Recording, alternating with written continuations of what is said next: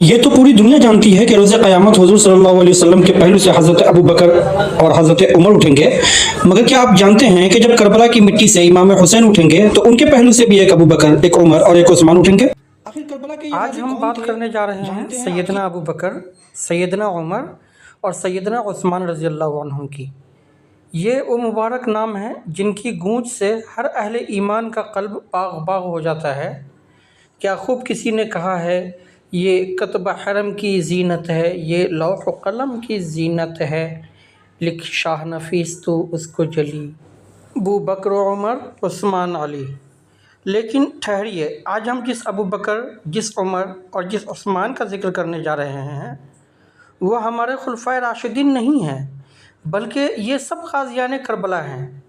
جی ہاں، یہ سب ابو الحسنین شیر خدا سیدنا علی المرتضیٰ رضی اللہ عنہ کے جگر گوشے اور سیدنا حسنین کریمین رضی اللہ عنہما کے بھائی ہیں، جنہوں نے میدان کربلا میں اپنے خون سے وفا کی وہ داستان لکھی جسے تاریخ کبھی بھلا نہیں سکتی۔ خاندان علی رضی اللہ عنہ کے ان دمکتے ستاروں کا نانیالی خاندانی پس منظر بھی انتہائی شاندار اور قابل فخر تھا۔ سیدنا عمر ابن علی اور سیدنا ابو بکر ابن علی کی والدہ محترمہ کا نام حضرت ام حبیبہ بنت ربیعہ تھا، جن کا تعلق عرب کے مشہور قبیلے تغلب کے ایک انتہائی معزز اور جنگجو گھرانے سے تھا۔ سیدنا عثمان بن علی کی والدہ محترمہ تاریخ اسلام کی وہ عظیم خاتون ہیں جنہیں ام البنین یعنی بہادر بیٹوں کی ماں کے نام سے جانتی ہے دنیا۔ سیدنا عثمان بن علی دراصل علمدار کربلا غازی عباس ابن علی رضی اللہ عنہ کے سگے بھائی تھے۔ یہ ام البنین کی ہی عظیم تربیت تھی کہ انہوں نے کربلا میں اپنے بھائی، امام، مقتدی اور پیشوا سیدنا حسین رضی اللہ عنہ کے لیے اپنی زندگی پیش کر دی اور جام شہادت نوش فرمایا۔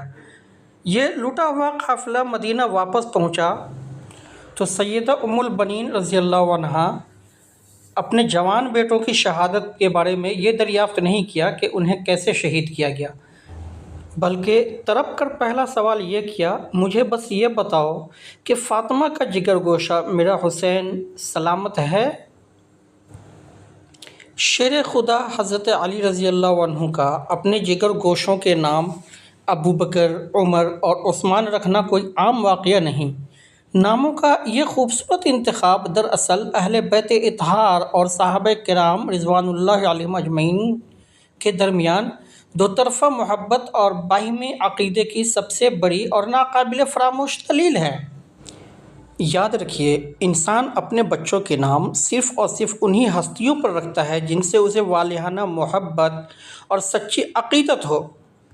اور نام رکھتے وقت ایک باپ کے دل میں یہ مقدس خواہش بھی موجزن ہوتی ہے کہ کل کو میرے یہ بچے بڑے ہو کر بالکل صاحب اسم یعنی جن کے نام پر نام رکھا گیا ہے کہ نقش قدم پر چلیں اور انہی جیسی عظیم صفات اور کردار کے حامل بنیں۔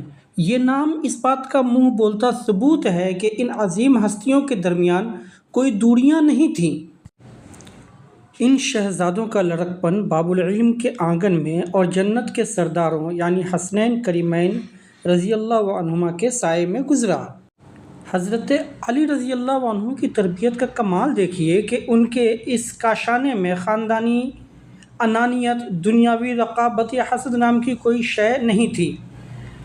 یہ اس گھرانے کا بے مثال ادب اور روحانی تسلیم و رضا تھی کہ ان ہاشمی شہزادوں نے سیدنا امام حسن اور امام حسین کو محض اپنا بڑا بھائی نہیں سمجھا تھا، بلکہ انہیں رسول اللہ صلی اللہ علیہ وسلم کے جگر گوشے اور اپنے وقت کے امام کے طور پر تسلیم کیا۔ یہ تمام بھائی ایک ساتھ کھیلتے بڑے ہوئے اور اپنے ان دونوں بڑے بھائیوں سے ایسی والہانہ محبت کرتے کہ ان کے ہر اشارے پر اپنی جان نچھاور کرنے کو تیار رہتے۔ اور پھر تاریخ انسانیت نے عاشورہ کے دن کربلا کے تپتے ہوئے صحرا میں وہ منظر دیکھا جس کی مثال پیش کرنے سے آسمان دنیا بھی قاصر ہے۔ جب یزیدی لشکر نے امام عالی مقام کو گھیرے میں لیا تو ان کی حفاظت کے لیے جو آہنی دیوار سب سے پہلے آگے بڑھی، اس میں سیدنا ابو بکر بن علی، سیدنا عمر بن علی اور سیدنا عثمان بن علی رضی اللہ عنہم شامل تھے۔ انہوں نے اپنی جانوں کو امام حسین رضی اللہ عنہ کے لیے ڈھال بنا دیا اور آخری سانس تک ثابت قدم رہتے ہوئے جام شہادت نوش کیا۔ میدان کربلا میں ان غازیوں نے اپنی وفاداری سے ان عظیم بزرگوں کی عزت کو بھی چار چاند لگا دیے جن کے مبارک ناموں پر ان کے نام رکھے گئے تھے۔ یہ بھی عجب اتفاقی انتظام اور روحانی مماثلت ہے کہ جس طرح مدینہ منورہ میں رسول اللہ صلی اللہ علیہ وسلم نے سیدنا ابو بکر اور عمر رضی اللہ عنہما کو اپنے پہلو میں جگہ دی، بالکل اسی طرح کربلا کی خاک پر سیدنا امام حسین رضی اللہ عنہ نے اپنے بھائیوں ابو بکر، عمر اور عثمان کو اپنے پہلو میں ہمیشہ کے لیے سلا لیا۔ یہ نام زندگی میں بھی ساتھ رہے اور موت کے بعد بھی جدا نہ ہو سکے۔ تاریخ کے ان روشن حقائق کے بعد آج ایک بہت بڑا لمحہ فکریہ ہے۔ افسوس ہوتا ہے اہل بیت اطہار کے ان نام لیواؤں پر جو ذکر کربلا تو کرتے ہیں اور خوب کرتے ہیں، لیکن کربلا کے ان عظیم غازیوں اور شہداء کا ذکر کرنا معیوب سمجھتے ہیں۔ کیا ان عظیم غازیان کربلا کو محض اس لیے فراموش کر دیا گیا کہ ان کے نام ابو بکر، عمر اور عثمان تھے؟